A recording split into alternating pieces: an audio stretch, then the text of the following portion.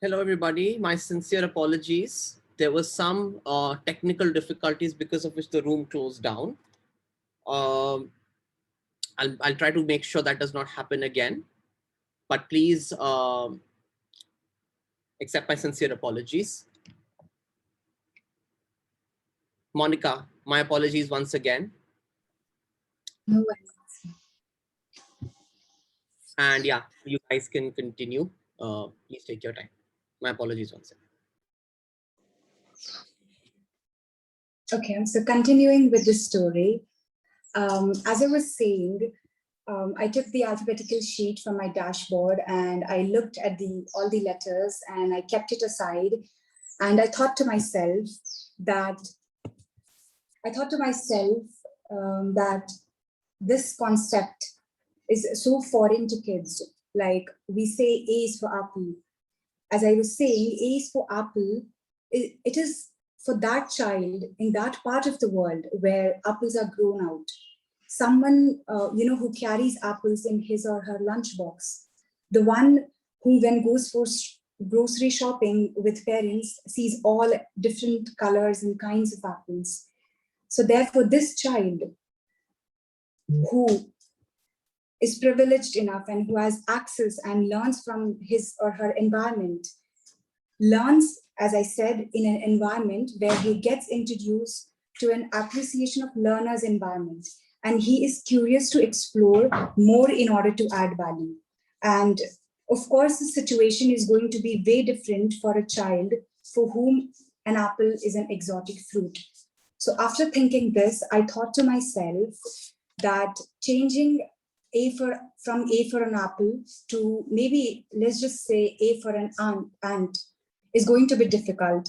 But I promised myself and I thought to myself that the change has begun and I might take a step ahead and I will take a step ahead to continue this and work for it in more broader area. So thank you so much, everyone, for listening to my session and giving your valuable time to this. And I would want to wish a good luck to all young minds and futuristic minds again over here. And thank you so much. Namaste. Thank you, Monica. A big virtual round of applause for Monica.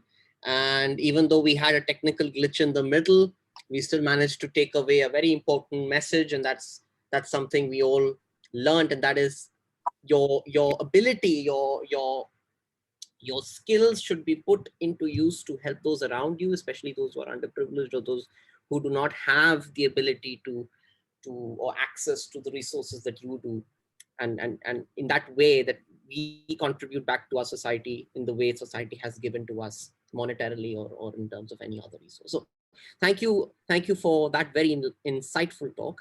And because we had that glitch, unfortunately I missed out all the questions which were in the chat. There were a couple of them. So if anyone had a question in the last session and they had typed it on the chat, could you please type it on the chat again so that I can call out your name and then you can ask a question. If we want to save time, maybe what we could do is if someone has a question, maybe they can raise their hand using the raise hand function, and then we can take those questions from there. Since we have a lack of time, I'll take about 2 or 3 questions.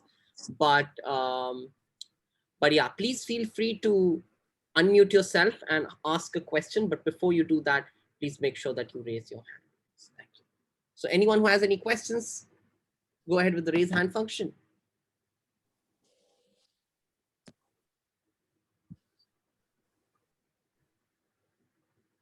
Yeah, I can see.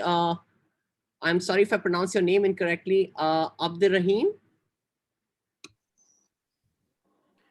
Yes, Abdirrahim, thank you very much for this interesting session.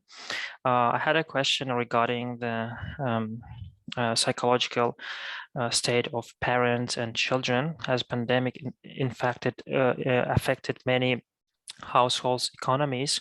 They must have had a very difficult time dealing with the situation, and I just wondered whether you helped or provided some courses, webinars on how to deal with stress or how to stay calm and how to deal with this emotional situation. Thank you very much. Okay, that's a very good question. And actually, I was going to address this, but thanks for asking. So, yes. So, answering to the first question, that did we provide them with any kind of assistance? Like, if you are asking in terms of monetary help, that is something we couldn't do. But yes, we reduced the school fees, like which they would pay on a regular basis.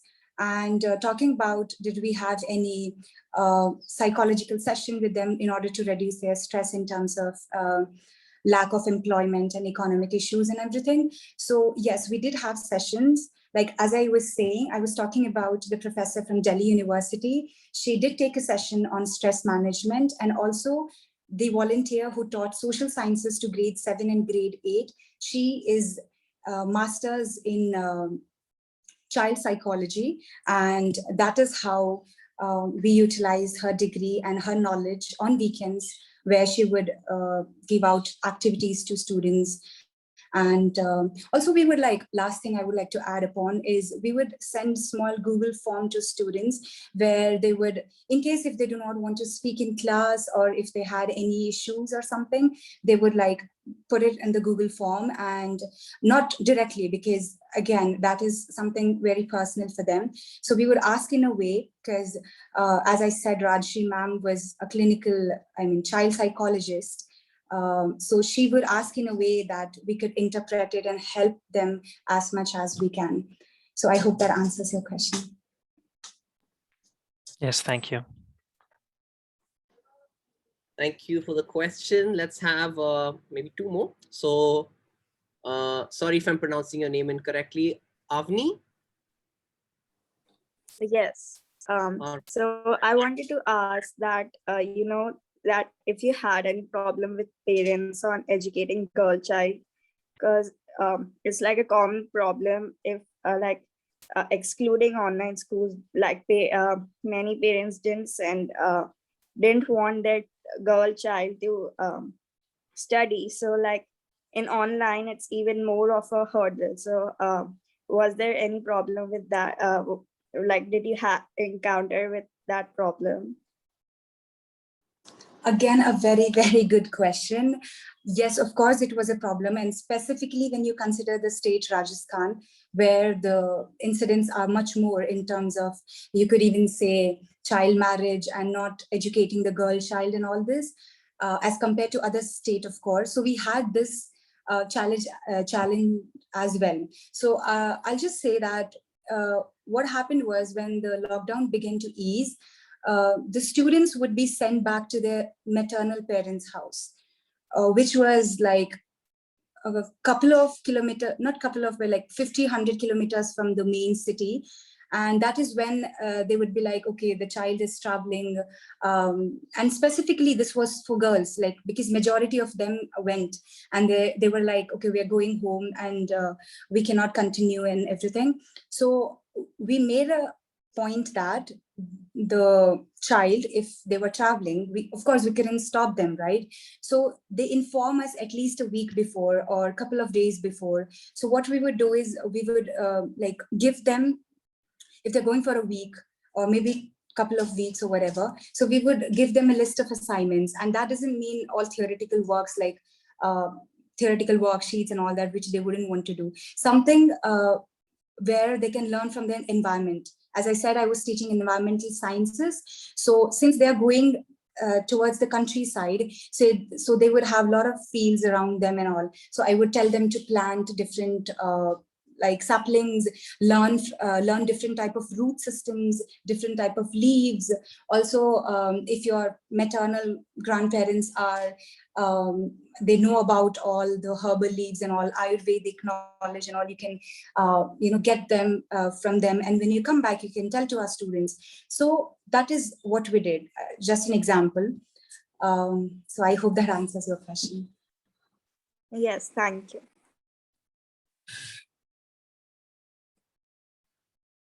All right, thank you, Avni, for that question. Let's take one final question from Sarah.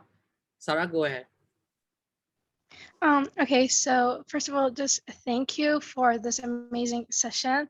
And my question is, like, how did the poor people or the people with big families deal with the how to say it, just supporting their children by buying enough devices to attend their sessions or their lessons in the school?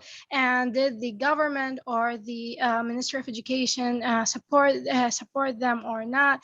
Actually, we have this in in my country, so it is just a random question in my mind. Okay, again, a very good question. So as I said initially, that we had, I mean, the government of Rajasthan had a lot of programs launched, but of course there was, I mean, a beneficiary or an intermediate was required to deliver it to students who do not have access, right? So that is we were doing that part. So what we would do is, like your question is basically, I think, in terms of the challenges faced by the parents and specifically to technology, right? So first couple of weeks we took to analyze what is the situation, because we haven't encountered such a situation, and as we said, we were not trained teachers and we were privileged enough to have these amenities. So first couple of weeks we took time to know what is the background of that particular child, or as in whole, what is the background, what is the working hour for the parents, how many gadgets they have. So all these things we took into consideration, and that is, as I said, when we came to a final conclusion that morning hours we would send out homeworks. So throughout the day, if a parent is going for 2 or 3 hours work, and if he or she is going in afternoon or evening or early morning, so instead of saying them to do the work then and there, or giving them just 2 or 3 hours to do a work, we would give them the entire day. So whenever they had access to that particular gadget or smartphone, they would use it and they would do the homework and keep it with them. And only, as I said, between 8 to 9 p.m. we would say them and open the WhatsApp group and say them to send the homeworks, because that was the time when the parent would come back from workplace and the child would have access to the smartphone, even if they had just one gadget and that gadget was on by the father or the mother. So that is how we adjusted our things. Yeah.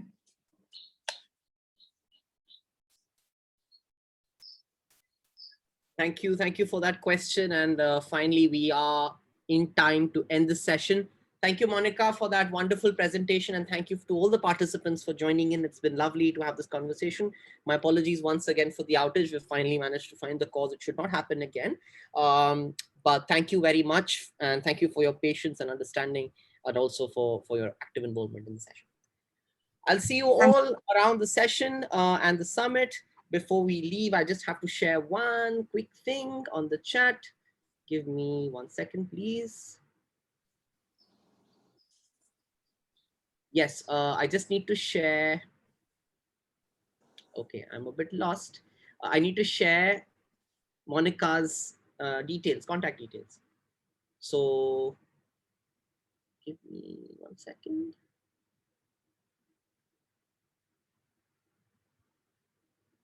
Apologies.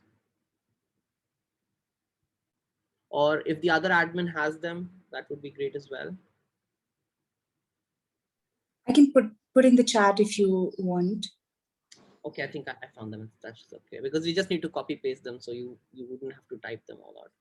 So there we go. So you can find Monica's contact details here. If you would like to connect and know more about what she's doing, maybe get inspiration, feel free to contact her through these emails and LinkedIn and Instagram. And with that, I'll see you all around in the other sessions of the day. Thank you very much for joining in, and have a good summit, everybody. Bye-bye.